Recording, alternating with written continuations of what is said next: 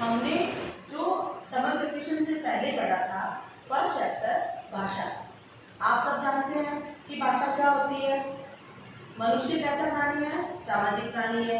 सामाजिक प्राणी होने के नाते उसे अपने विचार और भावों को व्यक्त करना पड़ता है ताकि दूसरे उसके बारे में समझ सके या जान सके।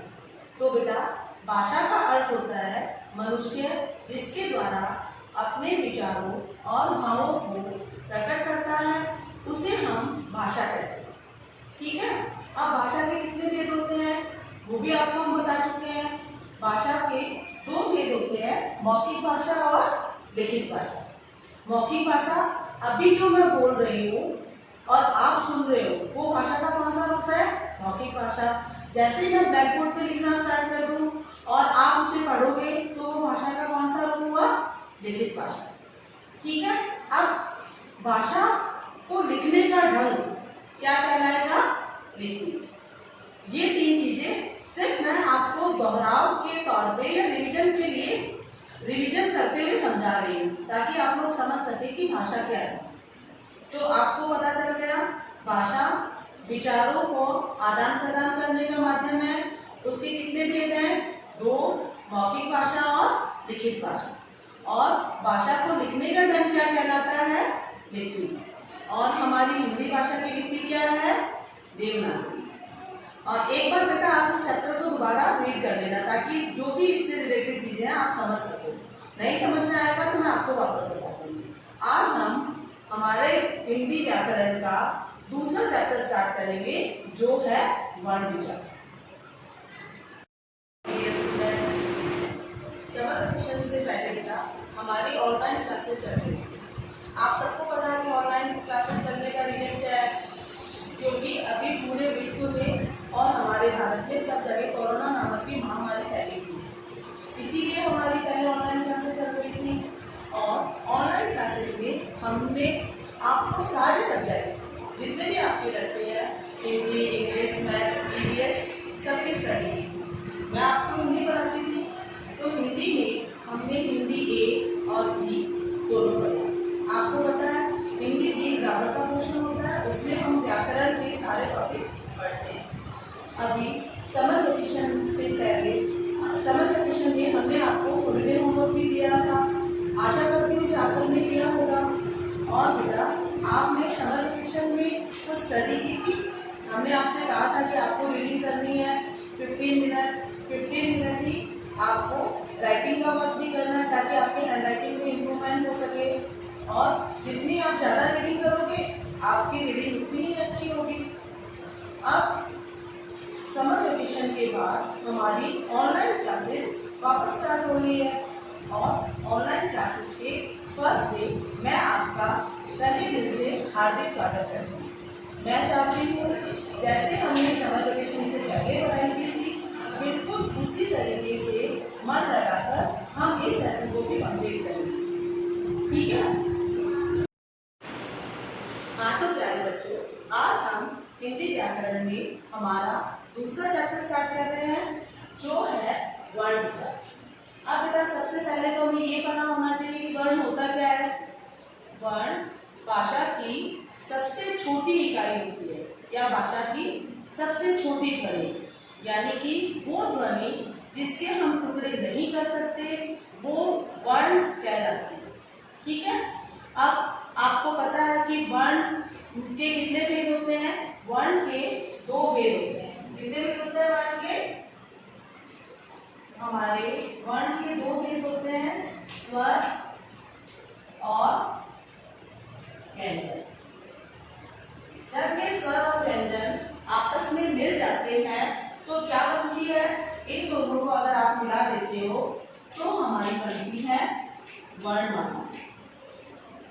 आइए अब हम इनको विस्तारपूर्वक जानते हैं कि स्वर और व्यंजन होते क्या है। पहले मैं आपको एक दोहे के माध्यम से बता रही हूँ कि वर्ण होते क्या है।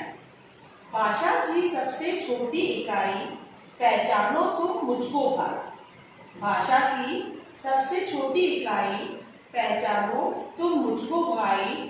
टुकड़े मेरे हो नहीं सकते, वर्ण या अक्षर नाम है भाई। टुकड़े मेरे हो नहीं सकते, वर्ण या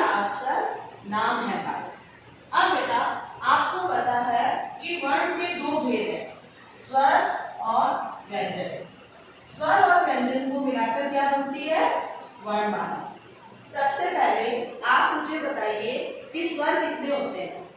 हम नर्सरी से पढ़ते आ रहे हैं कि स्वर कितने होते हैं, तो आप ये बताइए कि स्वर कितने होते हैं। कितने होते हैं स्वर? स्वर 11 होते हैं। अब आपको ये भी पता होना चाहिए कि स्वर कहते किसे हैं। स्वर के उच्चारण में हमें किसी भी दूसरे वर्णों की सहायता नहीं लेनी पड़ती, यानी कि ये अपने आप में पूर्ण होते हैं। एक बार आप वापस सुन लीजिए, स्वर पूर्ण होते हैं और इनके उच्चारण में हमें किसी भी दूसरे वर्ण की सहायता नहीं लेनी पड़ती, उन्हें हम स्वर कहते हैं। स्वर टोटल 11 है।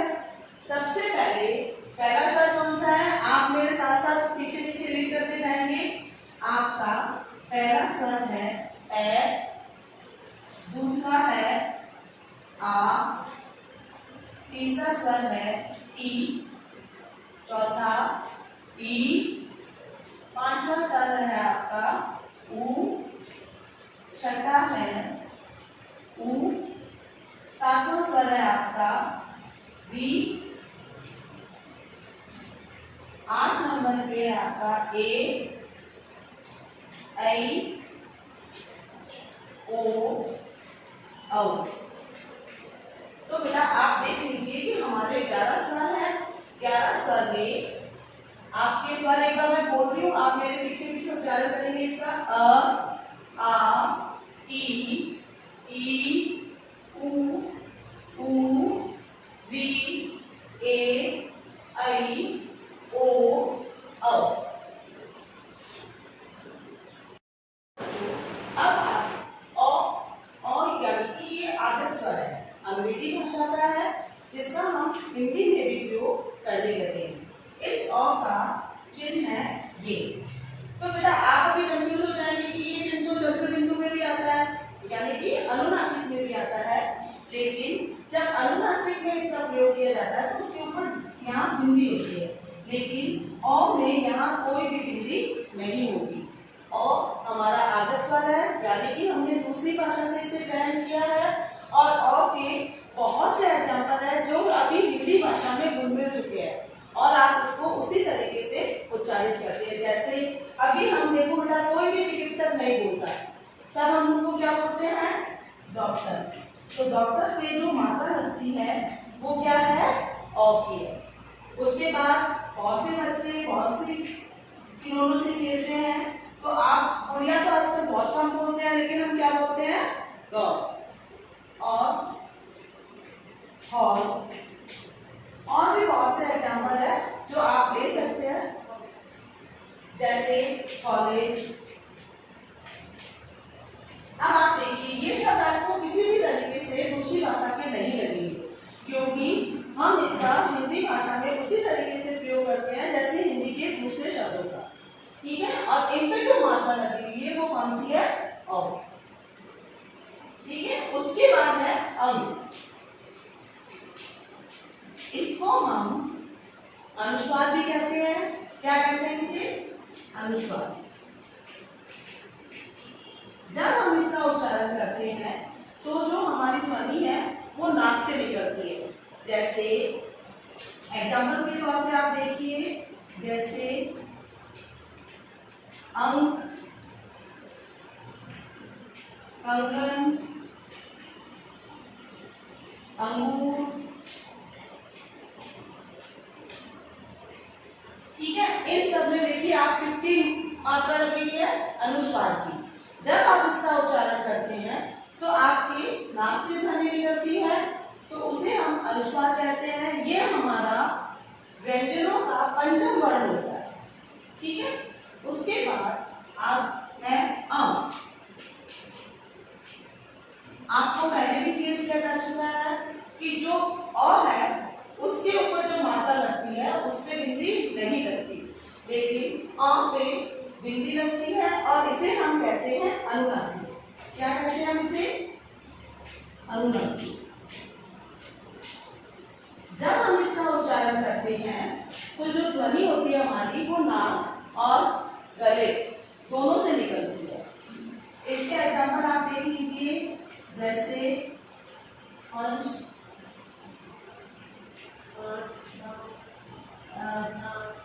कांच, चांद और दान आदि।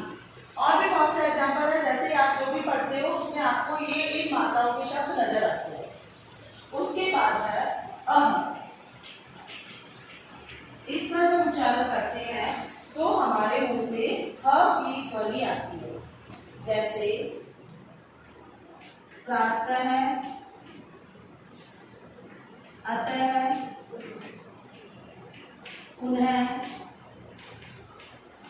स्वतः, इसको हम विसर्ग कहते हैं।